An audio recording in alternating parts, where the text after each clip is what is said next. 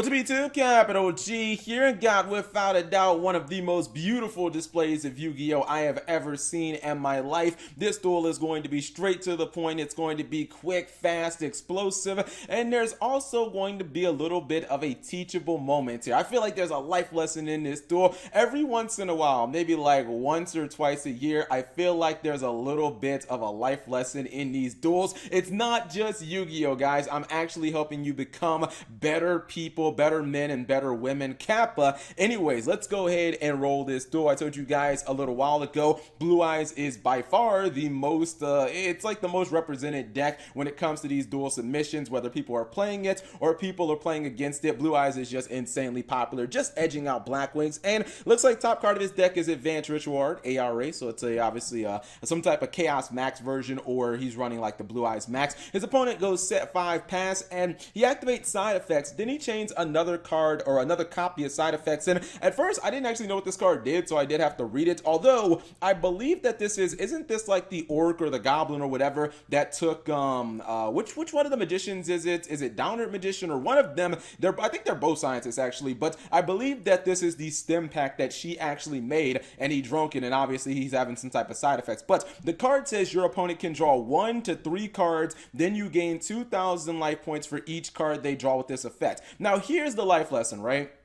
Because obviously there is a huge ceiling there for you, the opponent, for you to be just like, oh man, I'm about to go +6. I didn't even have to do anything. Cap G, going second is the best in the meta, confirmed. I just went second and my opponent just gave me 6 cards. But don't you feel like that's a little greedy? Don't you feel like you don't really need 6 cards? Like, I think that you'd be perfectly fine just taking a couple of +1s, taking 2 cards, and going about your business. But you know, this is one of those things, like, I want you guys to think about this for a second. How many cards would you take if your opponent gave you the option to get 1 free card or 3 cards, or I guess 2, and you knew you were getting double of that because they activated 2 copies? Me personally, I'm a very conservative player. I would have only taken 2 cards. Now let's see what happens. So he is going to opt to take 3 cards like a greedy bastard that he is, and he gets 6 cards. I mean, going second, getting a +6 for nothing seems pretty legitimate, right?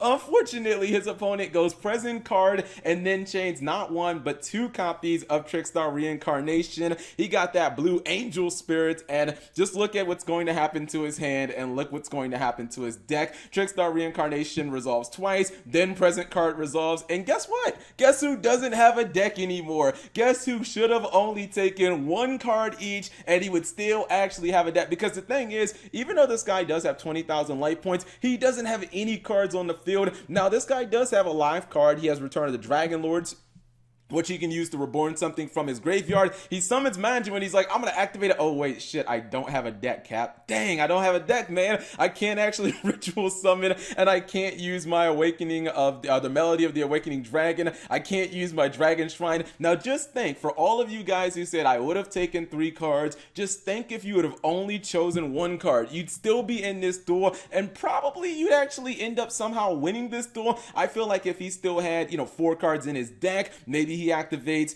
Dragon's Shrine, or maybe there's some type of comeback. Maybe he can actually summon his Chaos Max Dragon. You never know. But in the end, he loses out because he ended up decking out turn 1. And that just shows you guys, greed is the deadliest sin of all. Any sin that makes you lose a duel in a children's card game is by far the worst sin of all time. And I think that we just confirmed it right here. So we're not just teaching, we're not just showing you guys duels on this channel. We are actually teaching you about life. So whatever you guys thought, leave it in the comment section below. Thank you guys for watching. As always, subscribe if you have not already. Turn on that notification bell for daily videos, and check out these other videos I know you'll enjoy.